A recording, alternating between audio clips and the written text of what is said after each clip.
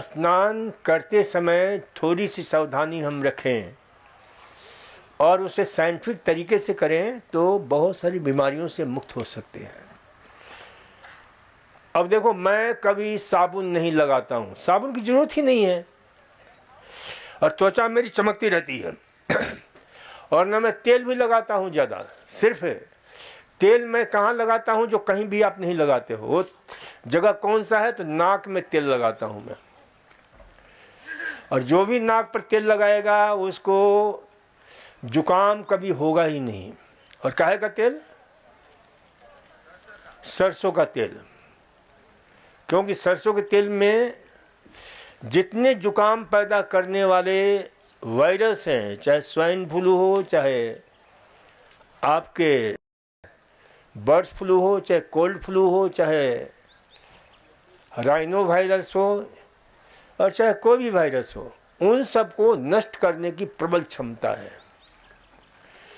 Covid virus से भी मुक्त होना है तो इसको जरूर लगाया करो, क्योंकि इसमें हमने कई बार बताया है कि भाई इसमें जबरदस्त AIT, जिसको बोलते हैं एलाइल आइसोथायोसाइनेट, जो एंटीबैक्टीरियल, एंटीवायरल, एंटी फंगल गुणों से भरपूर होता है, जो उसको खत्म कर देता है। तो इसे ध्यान रखो। मेरे को भी हमेशा ये साइनस गड़बड़ करता था, और जब से लगाना हमने शुरू किया तब से एक बार भी, जबकि हमेशा नाक बंद रहता था। आपके जो नाक जो है डेविएटेड सेप्टम हो गया था, क्योंकि उससे हो जाता है इन्फेक्शन के कारण, इन्फ्लामेशन के कारण, इंजरी के कारण, लेकिन वो सारा अपने आप सही हो गया। तो ये कमाल है किसका? सरसों का तेल। और यहाँ पर मात्र 36-37 रुपए का सरसों का तेल इतना बड़ा मिलता है, वो कहीं भी लेकर जा सकते हो। और एक्स्ट्रा वर्जिन होना चाहिए, ध्यान ना रखना, बिल्कुल कुंवारा होना चाहिए, कुंवारी होनी चाहिए। उसमें कहीं भी, जिसको हम बोलते हैं, क्या बोलते हैं, घानी का तेल। तो ये ध्यान रखा करो। और शरीर में साबुन लगाने की जरूरत नहीं, कोई बदबू नहीं आती है शरीर से। यदि आप ढंग से, आप, मैं जैसे कल बताया था, स्नान कर लो, 10 मिनट से लेकर के 25 मिनट समय दो स्नान करने में, और कोई आवश्यकता नहीं पड़ेगी। देखो आज इतने स्किन डिजीज हो रहे हैं, जिसको देखो उसी को स्किन डिजीज, जिसको देखो उसी को स्किन डिजीज। क्यों हो रहा है? कि हमारे त्वचा पर 1-2 की संख्या में नहीं, खरबों की संख्या में कीटाणु बसते हैं। यदि 1 वर्ग सेंटीमीटर में वैज्ञानिकों ने खोज किया कि भाई कितने 16 लाख कीटाणु रहते हैं, और उसमें कुछ कीटाणु इतने अद्भुत हैं, हमारे स्वास्थ्य की रक्षा करते हैं, जो हमारे प्रोटेक्टिव लेयर को हमेशा सही बना कर, लेकिन साबुन लगा लगा करके उस प्रोटेक्टिव लेयर को हमने ऐसा खत्म कर देते हैं कि हमारी त्वचा बेचारी जो है ना, वो जरूर संक्रमित होती है, होगी ही। और ये दिन भर में 3-3, 4-4 बार स्नान कर रहे हैं, तो हमारा प्रोटेक्टिव लेयर और जो है गड़बड़ होता है, और साबुन लगाना और भी गड़बड़ करता है। ये आप लोग ध्यान रखा करो। एक ऐसा जो है कीटाणु होता है, अभी वैज्ञानिकों ने खोज किया है, जिसको बोलते हैं एपिडर्मिडिस स्ट्रेप्टोकोकस, जो एक प्रकार के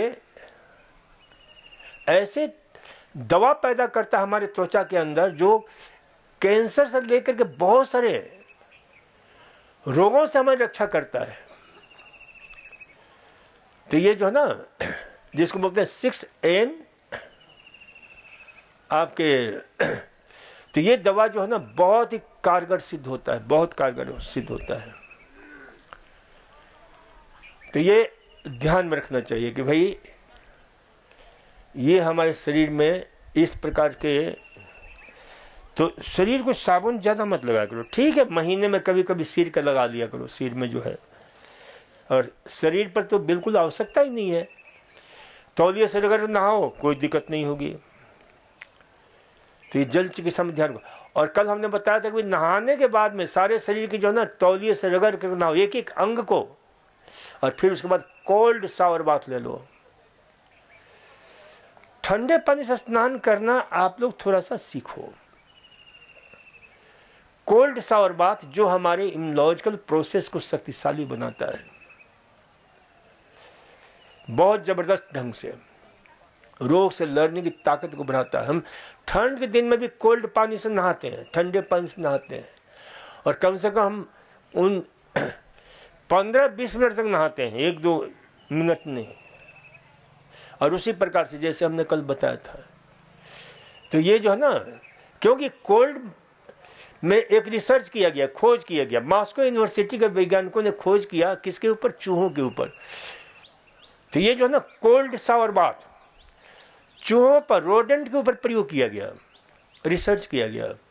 उनको ठंडे पानी से स्नान कराया गया, गर्म पानी से स्नान कराया गया, गर्म ठंडा से कराया गया। तो देखा कि भाई जो लोग गर्म पानी से स्नान करते हैं उनके डीएनए डैमेज जो है ना काफ़ी अधिक होता है, और इसी पर आपका बुढ़ापा निर्भर करता है, इसी के ऊपर आपकी जवानी निर्भर करती है, इसी के ऊपर आपका स्वास्थ्य निर्भर करता है, इसी के ऊपर आपका उम्र निर्भर करता है। ठंडे पानी से देखा कि कोई डीएनए डैमेज होने की संभावना नहीं है, गर्म ठंडा में थोड़ा कम होता है। इसलिए ठंडे पानी से स्नान करो। यदि गर्म पानी से स्नान भी करते हो ना, तो अंत में ठंडे से जरूर किया करो, तो काफ़ी आपको लाभ मिलेगा। और थोड़ा सा मुस्कुराया करो, ऐसे बैठे हो जैसे कि सीधे कब्र से उठ करके आ रहे हो, हैं? नहीं चेहरे पर मुस्कुराहट आ रही है तो ऐसे मुंह बना दो। मेरा चेहरा दिख रहा है आप लोगों को? ऐसे बनाओ, ऐसे ऊपर के दांत दिखने चाहिए। सो रही थी, अब क्या देखेगी?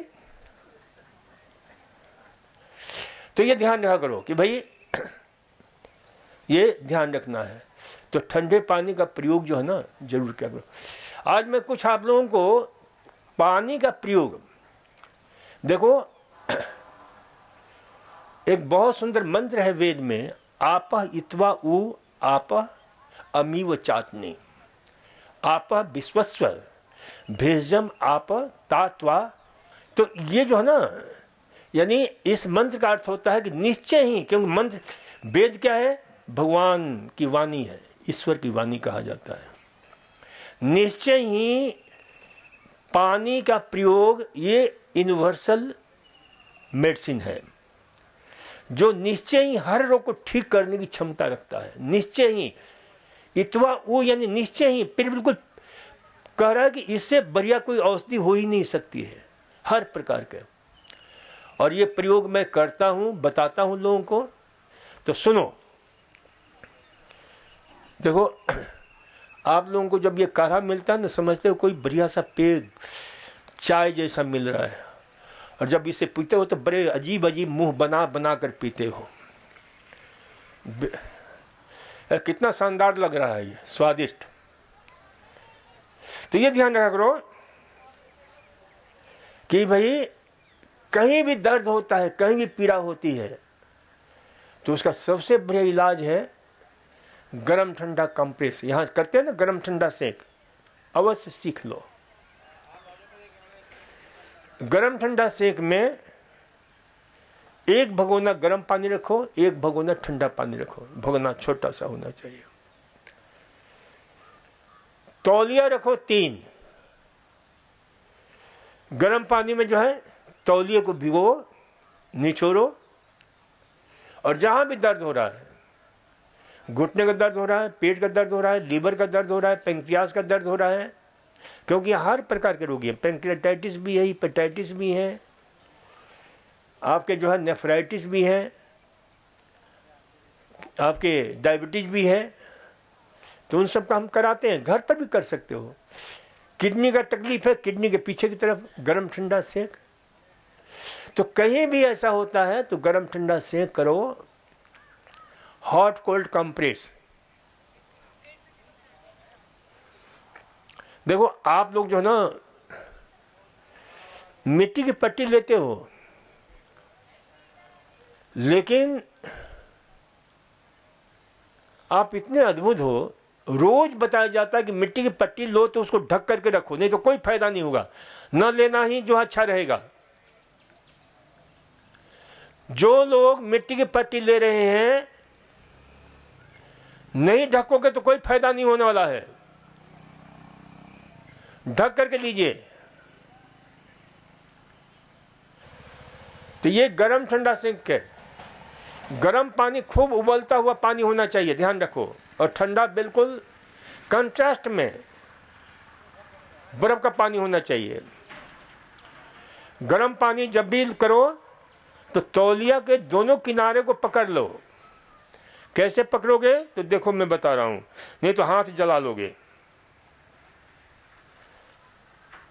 जैसे ये तौलिया है, ये दोनों किनारा पकड़ लिया और उसको बीच में ऐसे डुबा दिया खूब अच्छी तरह से। गरम है, खूब उबलता हुआ पानी होना चाहिए ताकि गरम रहे वो, यानी मंद आंच पर उबालता हुआ होना चाहिए, मंद आंच होना चाहिए, बिल्कुल मंद आंच। ऐसे निचोड़ लिया और जहां भी दर्द होता है, सिर का दर्द हो, आंख का दर्द हो, नाक का दर्द हो, किडनी का दर्द हो, गले का दर्द हो, गले का फेरेंजाइटिस हो, लैरेंजाइटिस हो, तो वहाँ ये ऐसे रख दिया। जहाँ भी दर्द होता है ऊपर से सूखे तौली से ढक देंगे। कोई भी ट्रीटमेंट हमारा लो तो उसे सूखे तौली से जरूर ढको। मिट्टी की पट्टी लिया, ढक दिया करो, सेक किया, ढक करके लो, ताकि उससे एक्शन रिएक्शन अच्छी तरह से होता है। क्योंकि सारी चिकित्सा पद्धति का एक ही मतलब है, एक्शन एंड रिएक्शन। क्रिया और प्रतिक्रिया जितनी अच्छी तरह से होगी उतना अच्छी तरह से लाभ मिलेगा। तो ये गर्म ठंडा कंप्रेस पेट पर है, पेट का लो। जिनके पेट बहुत लंबे चौड़े हैं, गहरा है, जिनकी लंबाई पेट की गहराई चौड़ाई बढ़ी हुई है, उनके लिए तो बहुत उपयोगी है कि वो जो है ना, शाम को सुन लो, जिनके पेट लंबे चौड़े गहरे हैं, कम करना चाहते हो तो शाम को 5 से 6 बजे के बीच में खाना खा लो, डिनर, और रात को 9-10 बजे सोने जाओ तो उसके पहले पेट की जो पट्टी यहाँ देते हैं बांध लो, और रोज रात को बांध करके छोड़ दो उसको। और ये 3-4 महीने प्रयोग करो, आपका पेट बिल्कुल अंदर घुस जाएगा। तो ये जो है पेट को कम करने का, जैसा चाहो पेट को आप बना सकते हो, तो ये प्रयोग करो। तो ये पेट का जो है गरम ठंडा सेक दे करके लपेट रात्रि को दे सकते हैं। इसी प्रकार से जो है ना, मैंने कहा कहीं भी दर्द, गरम ठंडा कंप्रेस। देखो गरम ठंडा कंप्रेस अच्छे अच्छे प्रकार से लोग सुनते हैं,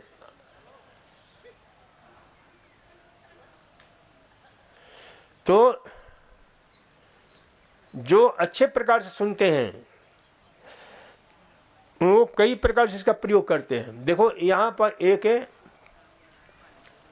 डॉक्टरनी भर्ती थी, गायनकोलॉजिस्ट, और उनका बहुत बड़ा मैटरनिटी होम है कोटा में। तो उन्होंने जो है एक बार फ़ोन किया मेरे को कि डॉक्टर साहब का हॉट कोल्ड कंप्रेस बहुत ही कमाल का काम किया। हार्ट की प्रॉब्लम में कौन कौन सा आसन या प्राणायाम नहीं करना चाहिए अगर वाल्व रिपेयर हुआ है तो। देखो हार्ट प्रॉब्लम में वाल्व रिपेयर हुआ है तो क्योंकि वाल्व की गड़बड़ी से एजेक्शन फ्रैक्शन, जो पंपिंग क्रिया है, वो अस्त व्यस्त होता है, और इसे अभी रिपेयर कराया है। तो अनुलोम विलोम प्राणायाम जरूर करो, ये आपके लिए बहुत अद्भुत है। भ्रामरी प्राणायाम करो, उद्गित प्राणायाम करो। आपने कपालभाति बहुत ही कम, और आसनों में ज़्यादा स्ट्रेनस आसन बिल्कुल मत करो, जिसमें तनाव और दबाव होता है, वो आसन नहीं करना है। रिलैक्स,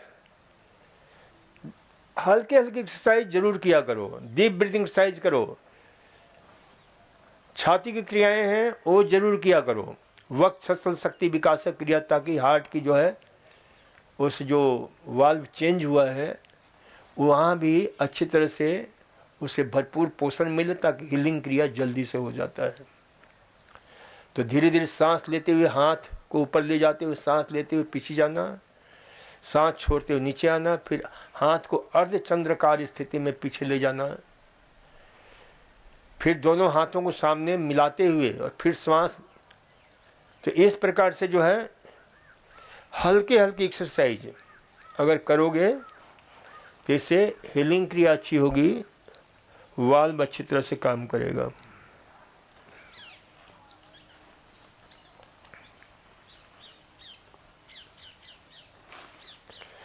सर्वाइकल स्पॉन्डिलाइटिस, लुम्बैगो, क्या खाना चाहिए? देखो, जितने भी दर्द वाले रोगी हैं अच्छी तरह सुन लो, चाहे सर्वाइकल स्पॉन्डिलाइटिस हो, चाहे रिमेटॉइड आर्थराइटिस हो, चाहे आपके लंबर स्पॉन्डिलाइटिस हो, चाहे कोई भी चीज हो, वात रोग, 100 प्रकार के वात रोग होते हैं, 100 प्रकार के हमारे आयुर्वेद ने भी कहा है, और मॉडर्न रिमेटोलॉजी का जो सबसे बड़ा संस्थान है उन लोगों का भी यही है कि 100 प्रकार के होते हैं। तो इसलिए जो है इन सभी में कुछ आहार का विशेष प्रयोग किया करो, जैसे अंकुरित मेथी जो वात को दूर करता है, वात को नष्ट करता है। मेथी का साग बहुत अच्छा रहता है। गाजर,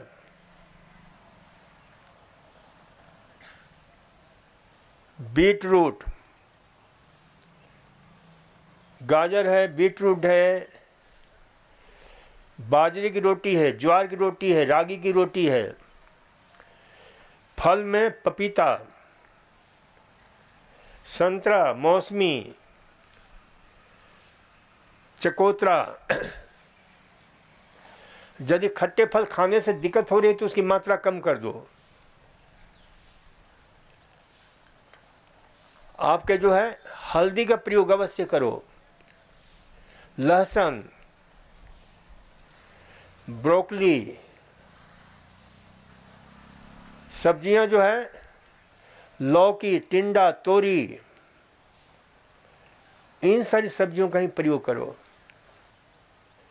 और जब थोड़ा आराम होने लग जाए तब गोभी वगैरह का प्रयोग करना,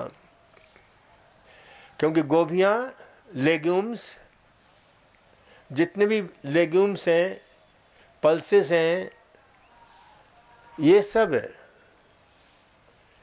गैस बनाने वाले होते हैं, तो इनका प्रयोग नहीं करो अभी। फिर आप ठीक हो जाओ तो फिर इन सब का प्रयोग करो, क्योंकि बहुत उपयोगी होती हैं जितने भी। तो ये सब प्रयोग करना है।